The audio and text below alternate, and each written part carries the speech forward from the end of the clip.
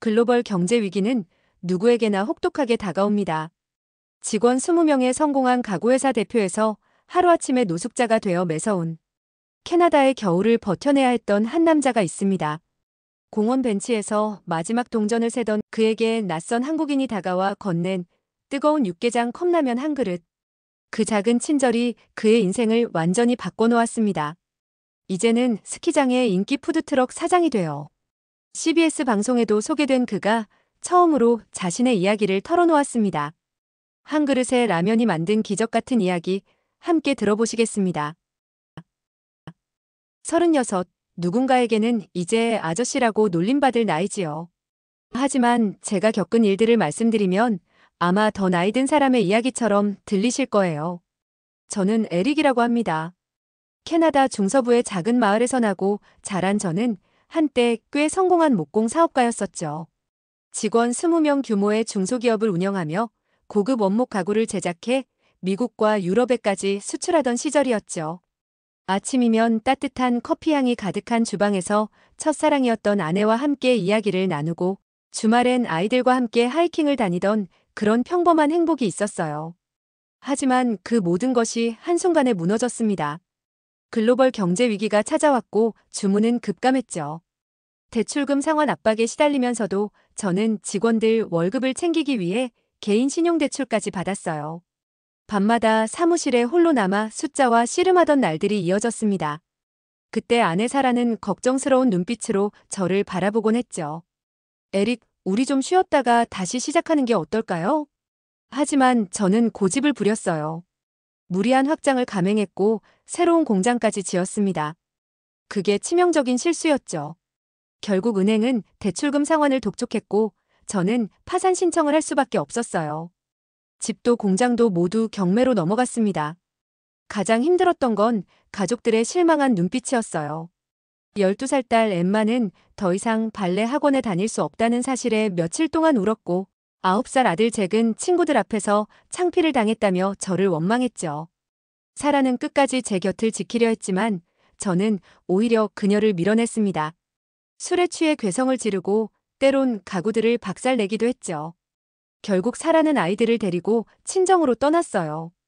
당신이 예전의 에릭으로 돌아올 때까지만이에요. 우리는 기다릴게요. 그녀의 마지막 말이었죠. 하지만 저는 그들을 붙잡을 자격도 용기도 없었습니다. 그렇게 저는 모든 것을 잃었어요. 거리에서의 첫날 밤을 아직도 생생히 기억합니다. 캐나다의 한겨울은 매섭고도 차가웠어요. 낡은 벤치에 앉아 떨리는 손으로 마지막 남은 동전들을 세어보던 그때 저는 제가 얼마나 밑바닥까지 떨어졌는지 실감했죠.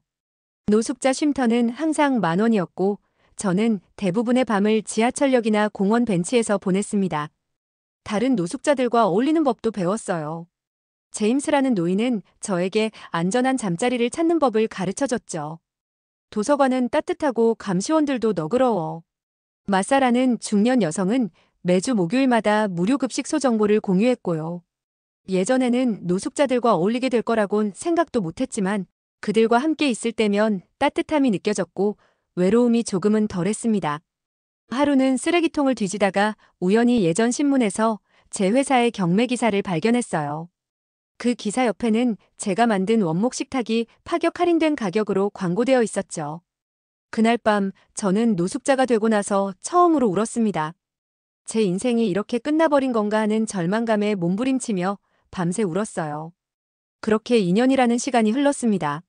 매일 아침 차가운 콘크리트 바닥에서 눈을 뜨며 오늘도 살아있다는 사실에 안도하고 또 한편으로는 절망했죠. 때로는 지나가는 사람들 속에서 사라와 아이들을 발견하기도 했어요. 물론 환상이었지만 그럴 때마다 가슴이 찢어지는 것 같았습니다. 그러던 어느 날 제임스가 갑자기 쓰러졌어요. 구급차를 불렀지만 이미 늦었죠. 저는 그의 마지막 순간을 지켜보며 문득 깨달았습니다. 이대로 가다간 나도 이렇게 끝나겠구나. 그날 저는 처음으로 지역 재활 프로그램에 문을 두드렸어요. 처음에는 단순히 따뜻한 잠자리와 한 끼 식사를 위해 시작한 프로그램이었습니다. 하지만 그곳에서 만난 상담사 마이크는 제게 새로운 시야를 보여주었어요. 에릭, 당신은 실패한 게 아니라 새로운 시작을 위한 준비를 하고 있는 겁니다. 매일 아침 거울을 보며 스스로에게 이 말을 되뇌었어요. 천천히 하지만 꾸준히 저는 변화하기 시작했습니다. 심리 상담을 받으며 과거의 상처들과 마주했고 직업훈련 프로그램에 참여하며 새로운 기술도 배웠죠. 알코올 중독 치료도 받았어요. 6개월 동안 한 방울의 술도 입에 대지 않았을 때 처음으로 제 자신이 자랑스러웠습니다. 그리고 마침내 기회가 찾아왔어요. 로키 산맥 기슭의 한 스키장에서 리프트 안전 요원을 구한다는 소식이었죠. 계절직이었지만 저에겐 희망이었습니다. 면접 당일 저는 오랜만에 깔끔하게 면도를 하고 재활센터에서 빌린 정장을 입었어요. 매니저 톰은 제 이력서의 인연 공백에 대해 물었고 저는 모든 것을 솔직하게 털어놓았습니다. 제 실패와 좌절, 그리고 지금의 변화하려는 의지까지요. 톰은 잠시 침묵하더니 이렇게 말했어요. 당신의 정직함이 마음에 듭니다. 내일부터 일을 시작하세요. 그렇게 저는 작은 기숙사방에 짐을 풀고 새로운 시작을 준비했습니다. 새롭고 낯선 일이겠지만 이 또한 인생이라 받아들이고 최대한 노력해보겠다는 의지를 다지면서요. 캐나다의 겨울은 누군가에게는 마냥 즐거운 스키 시즌이지만 일하는 입장에서는 그리 달갑지 않습니다. 어제도 힘든 하루였지만 오늘은 정말 최악이었습니다. 영하 23도를 가리키는 온도계를 보며 저는 터덜터덜 리프트 타워로 향했어요. 매일 반복되는 일상이지만 이렇게 연속되는 혹한은 버겁게 느껴집니다. 시작부터 모든 것이 꼬였습니다. 새벽에 일어났을 때부터 온수가 나오지 않아 찬물로 씻어야 했고 출근길에는 미끄러운 길에 넘어져 무릎까지 다쳤어요. 리프트 타워에 도착하자마자 비상점검 요청이 들어왔습니다. 밤사이 내린 폭설로 와이어가 얼어붙었다는 거예요. 장갑을 껴도 손가락이 얼어붙는 것 같았지만 어쩔 수 없었죠. 누군가는 해야 할 일이니까요. 높은 타워 위에서 차가운 바람을 맞으며 와이어를 점검하는 동안 문득 노숙자 시절이 떠올랐습니다. 그때도 이렇게 추웠죠. 하지만 지금은 달라요. 최소한 일을 하며 땀이라도 흘릴 수 있으니까요. 아침부터 시작된 정비 작업은 끝날 기미가 보이지 않았어요. 얼어붙은 리프트 체인을 녹이고 안전 센서를 점검하고 제동 장치를 확인하는 일이 반복됐습니다. 평소 같았으면 동료들과 교대로 했겠지만 오늘은 다들 스키장 아래쪽 리프트 수리에 투입된 상태였어요. 결국 저 혼자 이 구간을 담당해야 했죠. 점심시간이 한참 지난 오후 2시, 저는 여전히 리프트 타워 위에 있었습니다. 아침에 먹은 흑빵 한 조각이 전부였기에 배는 고팠지만 이 고된 작업을 멈출 수는 없었어요. 손은 덜덜 떨렸고 다리는 후들거렸죠. 이런 날은 특히 제 전 아내 사라가 생각나곤 합니다. 예전에는 이런 날이면 보온병에 따뜻한 커피를 담아와 제게 건네곤 했거든요. 안전요원님, 이거 드세요. 갑작스러운 목소리에 고개를 돌렸어요. 아시아계 남성이 손에 빨간 컵을 들고 서 있었습니다. 처음에는 귀찮았어요. 일하는데 방해되는 게 싫었거든요. 하지만 그의 진심 어린 눈빛에 발걸음이 자연스레 움직였습니다.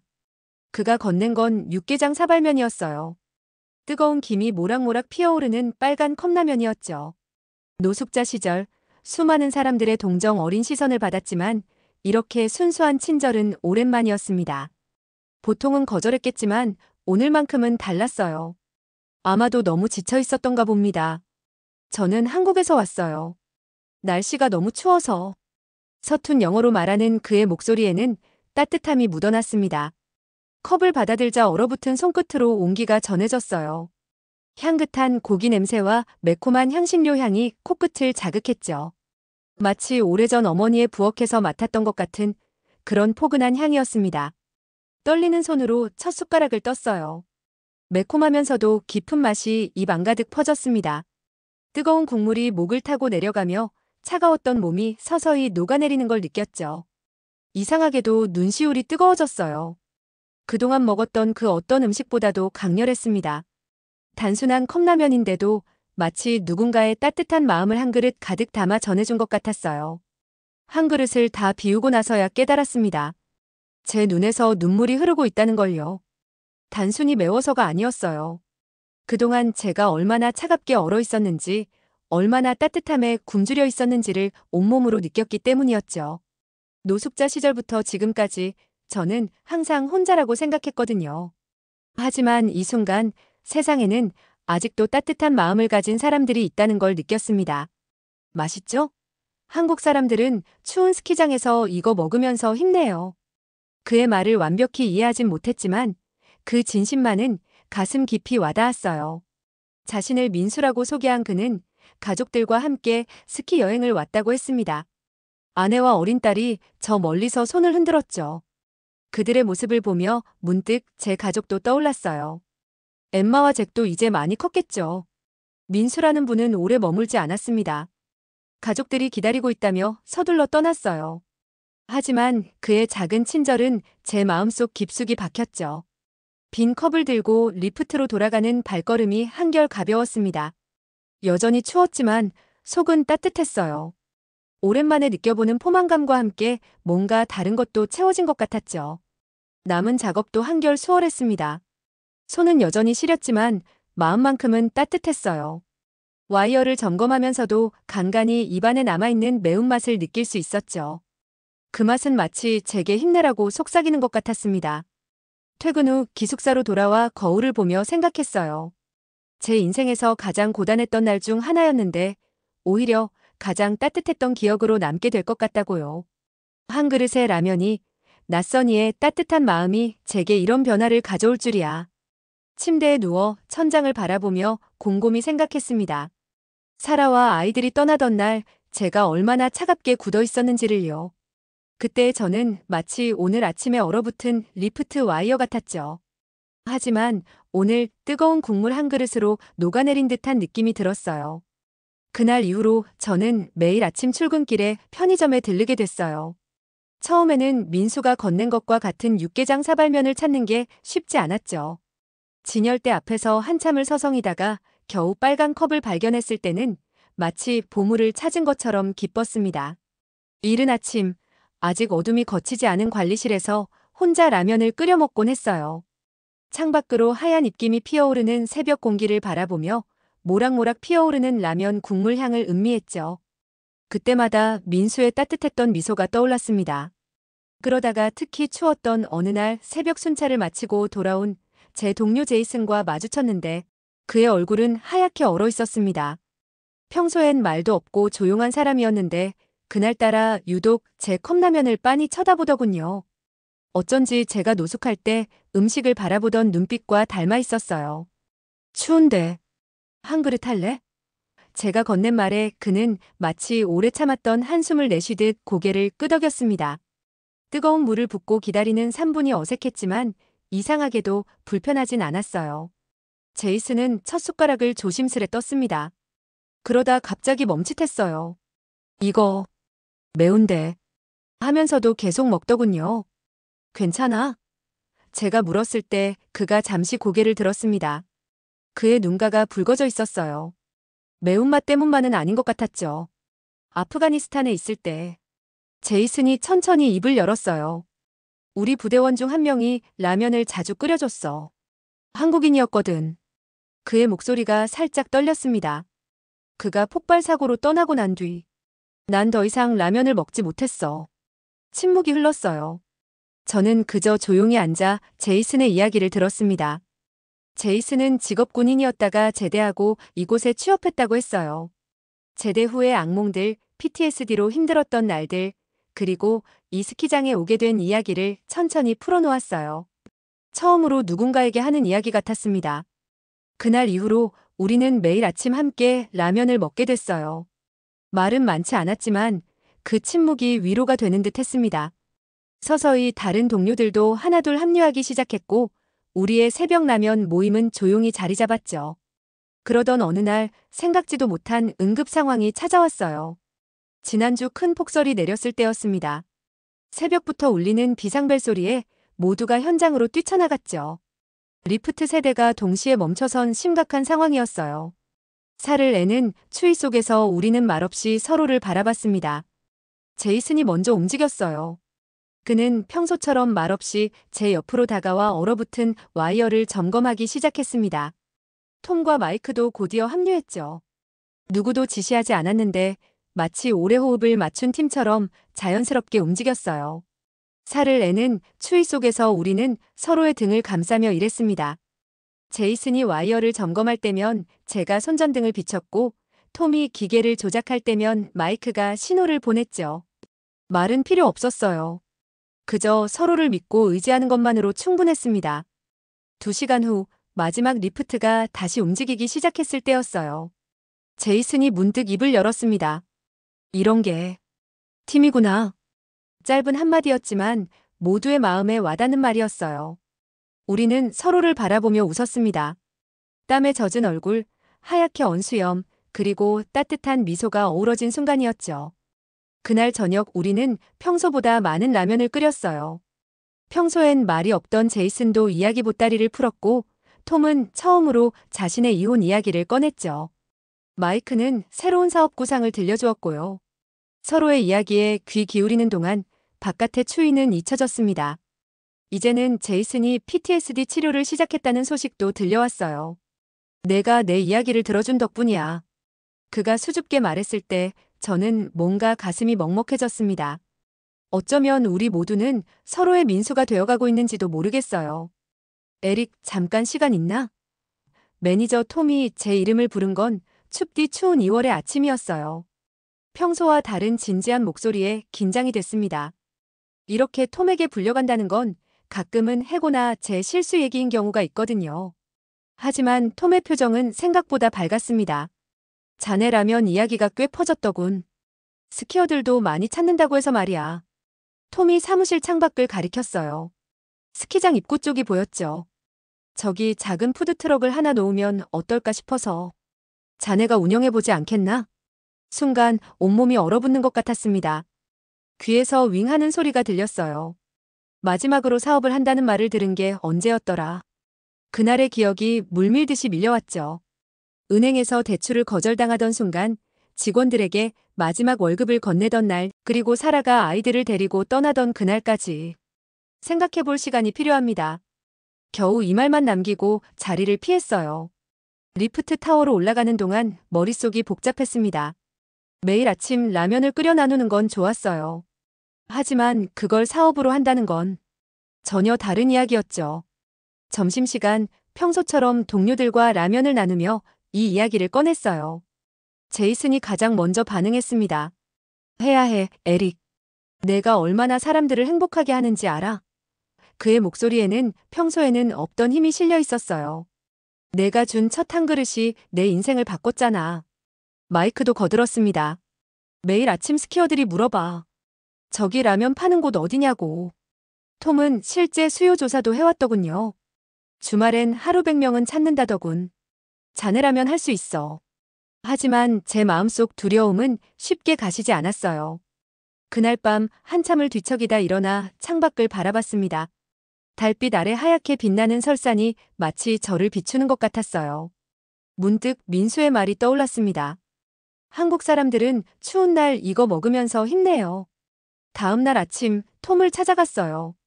한 가지 조건이 있습니다.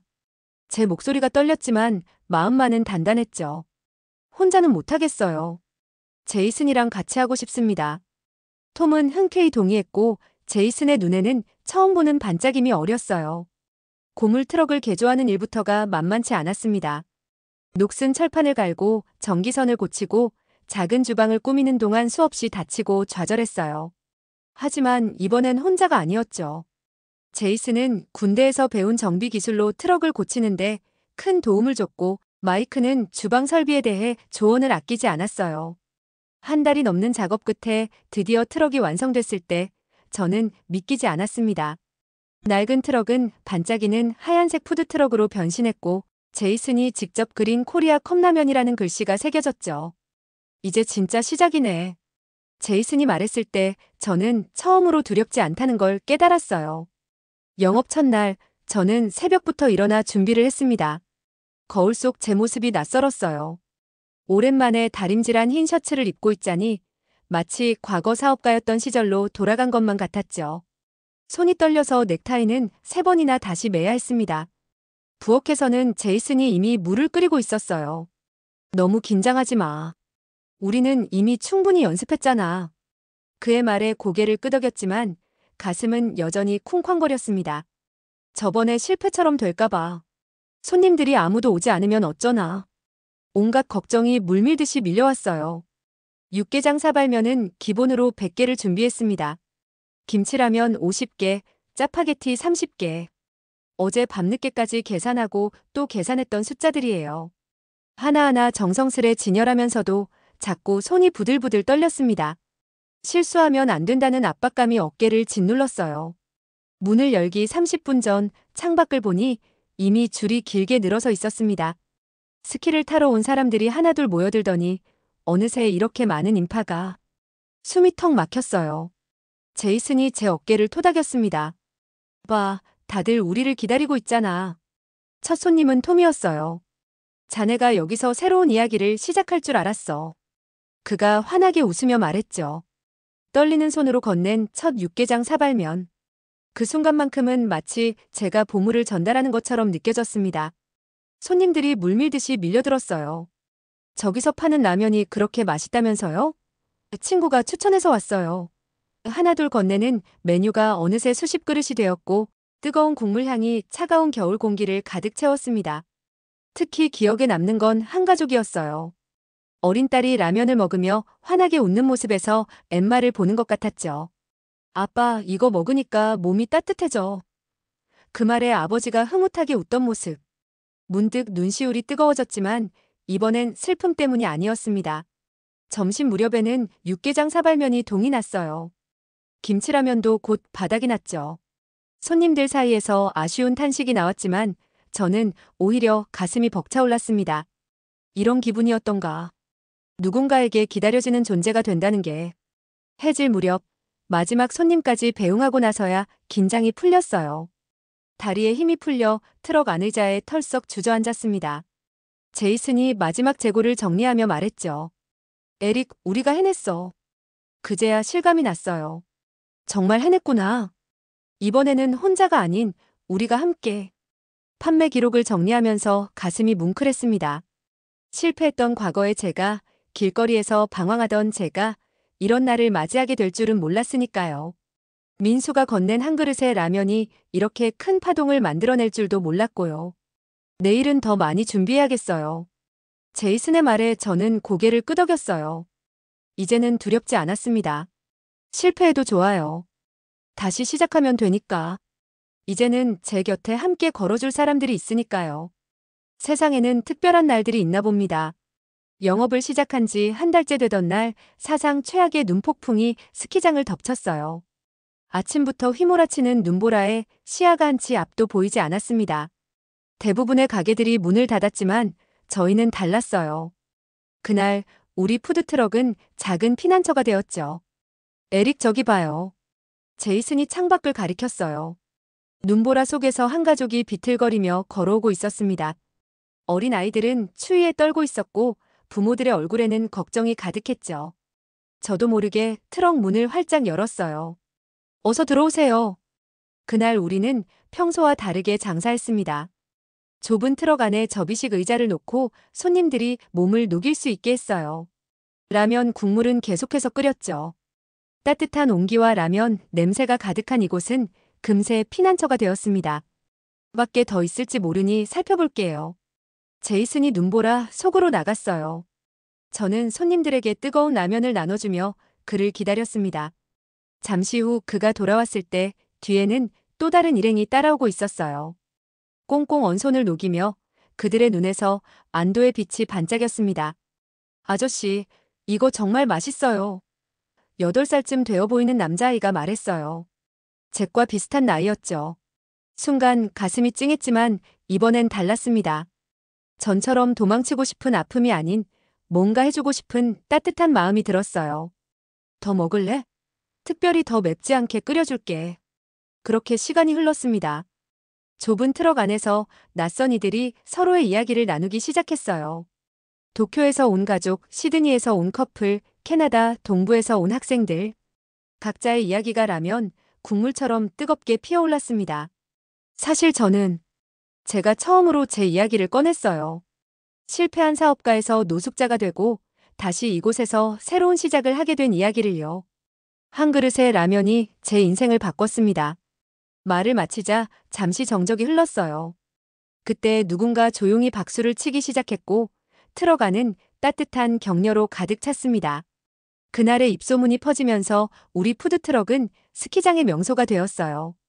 단순한 라면 가게가 아닌 추위에 지친 사람들의 쉼터이자 이야기가 모이는 곳이 된 거죠.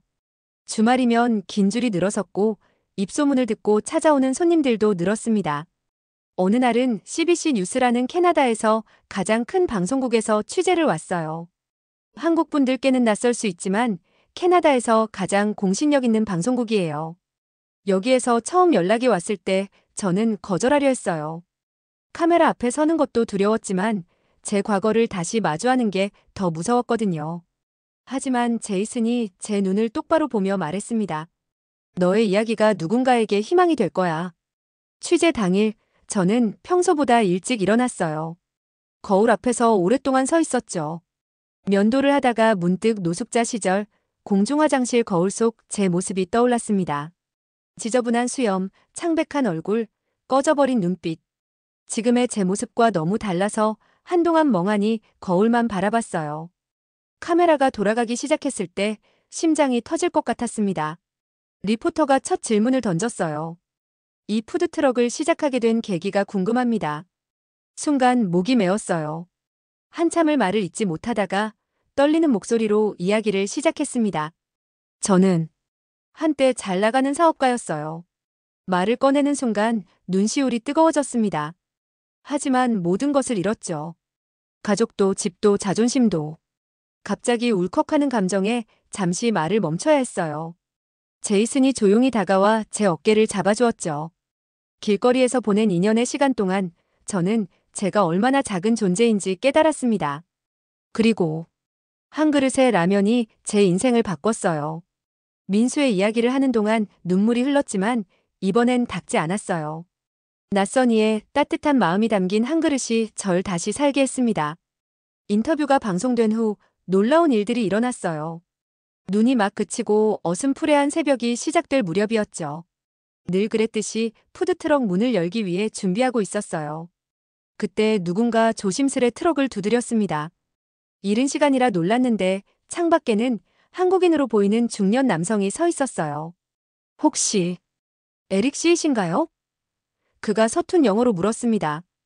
혹시 민수라는 이름을 아시나요? 그 순간 온몸에 전율이 흘렀어요.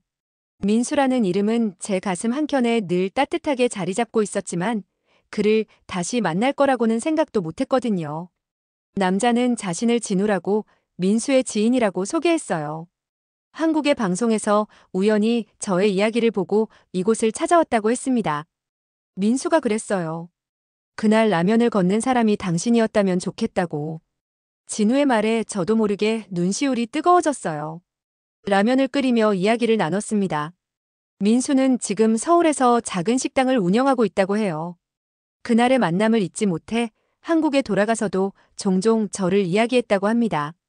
당신이 이렇게 한국 라면을 사랑해주고 많은 사람들에게 알리는 모습을 보니 정말 자랑스럽습니다. 진우의 말은 계속됐어요. 민수가 그러더군요. 그날 당신의 눈빛이 잊히지 않는다고.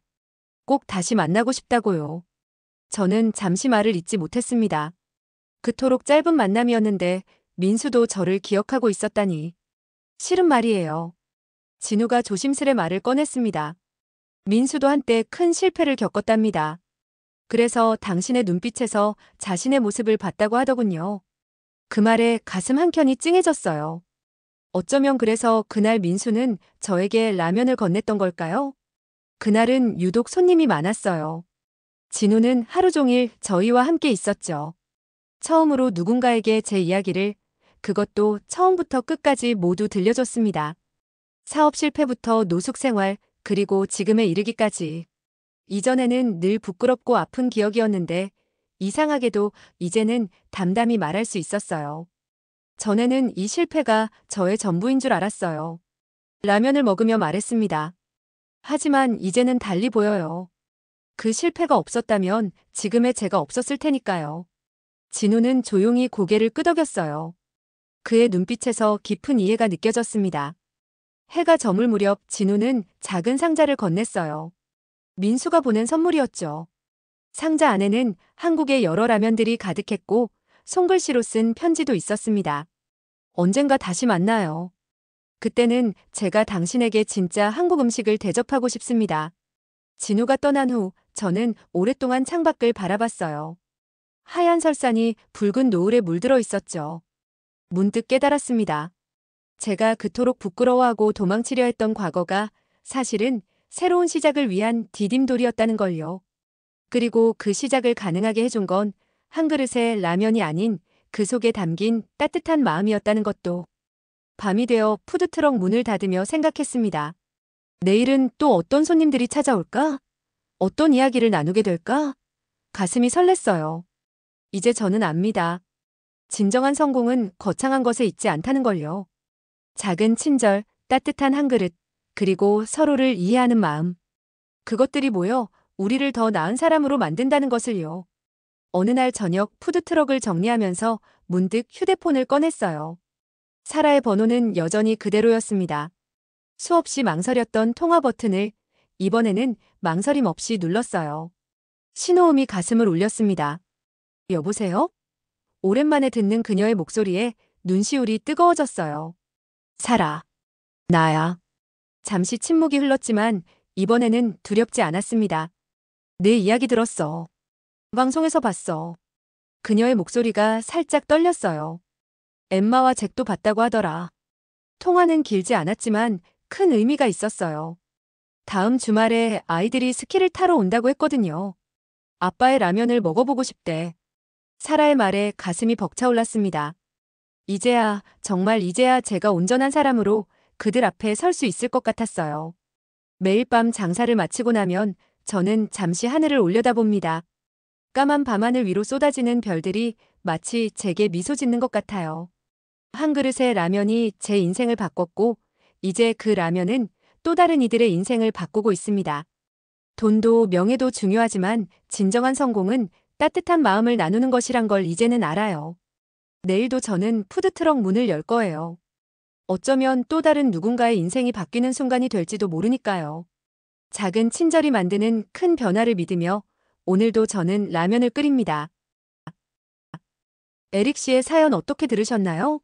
한 그릇의 라면이 누군가의 인생을 바꿀 수 있다는 게 놀랍기도 하지만 그 속에 담긴 따뜻한 마음이 더 큰 울림을 주는 것 같네요. 지금 이 순간에도 세상 어딘가에서는 작은 친절이 누군가의 희망이 되고 있을 겁니다.